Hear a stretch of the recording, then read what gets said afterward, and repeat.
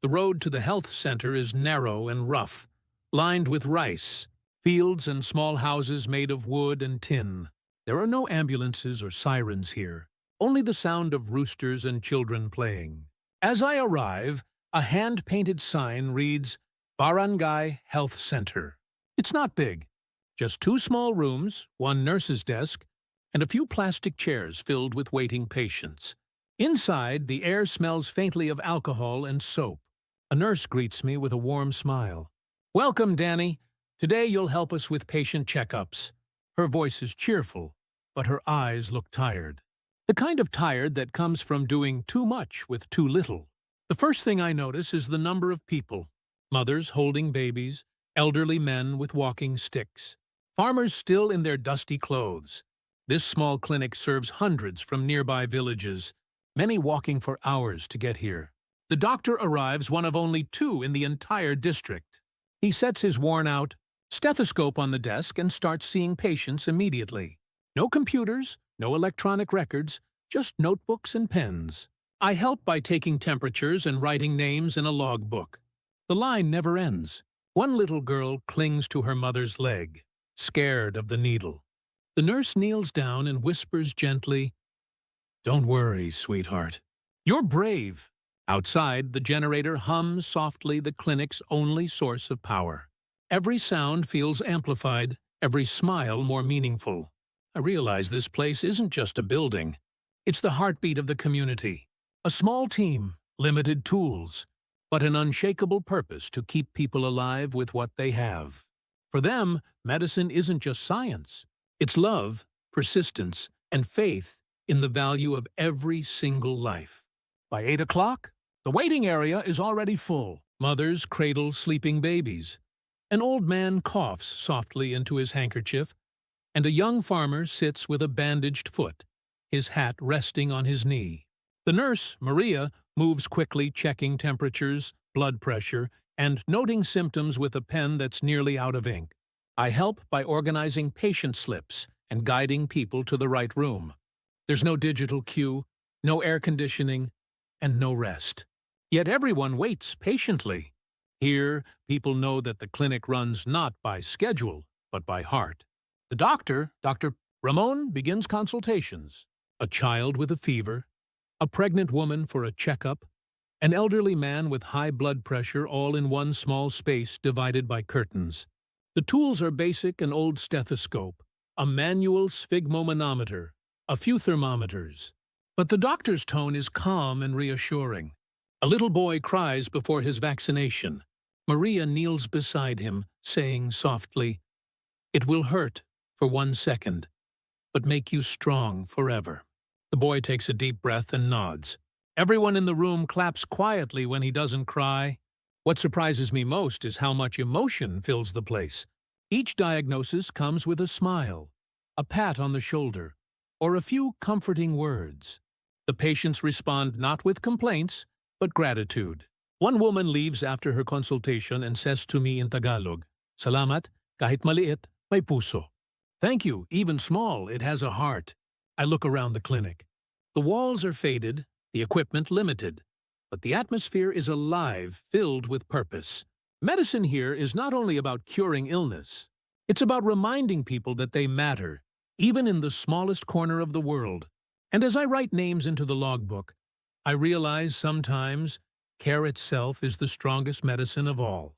By noon, the clinic feels heavier. The sun beats down through the tin roof, the air thick and unmoving.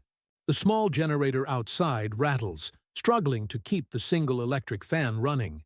Then suddenly, it stops. Silence replaces the hum. The power is out. No lights, no fan, no printer. But no one panics. The doctor sighs, wipes his forehead, and says, "We continue." He picks up his old stethoscope, its rubber tubing faded from years of use, and starts checking the next patient. The nurses move closer to the window to use the sunlight. Charts are written by hand, prescriptions copied from memory. The rhythm never breaks. I help hold a flashlight while the nurse tends to a small wound. There's no antiseptic spray, only soap, water, and patience. The child doesn't cry. His mother whispers, "Thank you, thank you." again and again, as if words could repay care. An elderly woman arrives, walking slowly with her daughter's help. She has trouble breathing. There's no oxygen tank, no advanced equipment, just a doctor with calm eyes. He listens carefully, adjusts her posture, and gives her medicine from a small plastic container. Watching them, I realize something powerful technology makes things easier, but compassion makes things possible. Outside, the power returns with a click. The fan starts again, the hum filling the room. But no one cheers or stops. The work continues, steady as before. Doctor, Ramon glances at me and says quietly, "Machines help us, but hands save lives." And in that moment, surrounded by sweat, paper, and pure determination, I finally understand what true health care looks like. Not the building, not the tools, but the people who refuse to stop caring. By mid-afternoon, the clinic grows quiet again. The morning rush has passed, but the work isn't over. Outside, a small white van waits, its sides marked with faded blue letters, Mobile Health Outreach. Nurse Maria waves at me. "Come, Danny. We bring the clinic to them." Inside the van, there's a cooler box for vaccines, a few first aid kits, and handwritten forms. No monitors, no machines, just what fits in 2 bags. The road is rough, and dust fills the air as we drive into smaller villages scattered across the hills. Our first stop is a cluster of bamboo houses.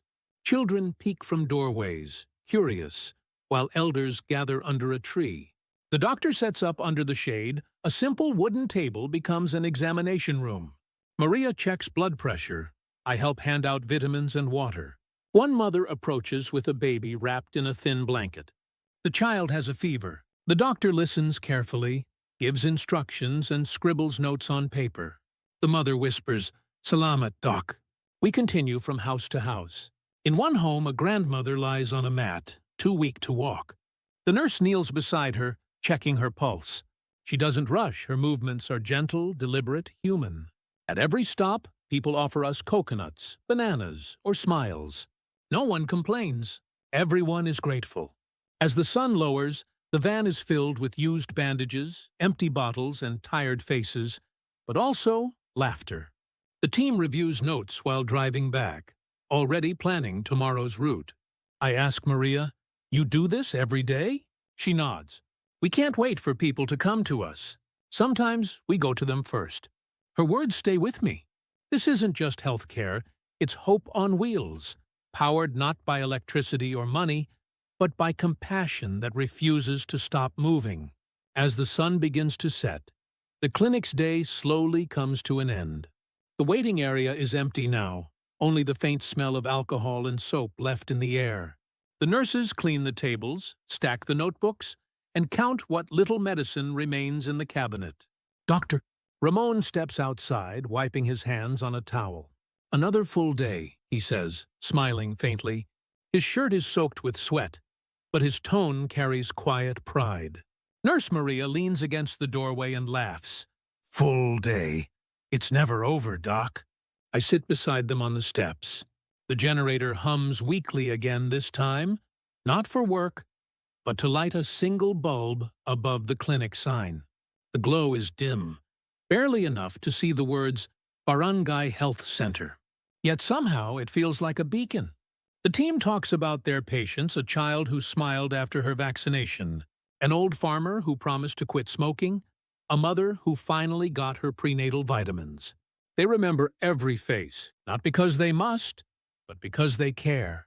I realize how deeply this small clinic holds the community together. It's more than medicine, it's memory, compassion, and continuity. People are born here, healed here, and sometimes say their final goodbyes here. When I ask Dr. Ramon why he stays, he looks toward the darkening hills and says, "If we don't stay, who will?" There's no glamour, no applause, no modern machines. Just people who show up every day with tired hands and open hearts. As I leave, the light above the clinic flickers. It's weak, yes, but it refuses to go out. That small light feels symbolic of persistence, of care, of humanity itself. And I realize this is not the smallest hospital. It's one of the biggest hearts I've ever seen.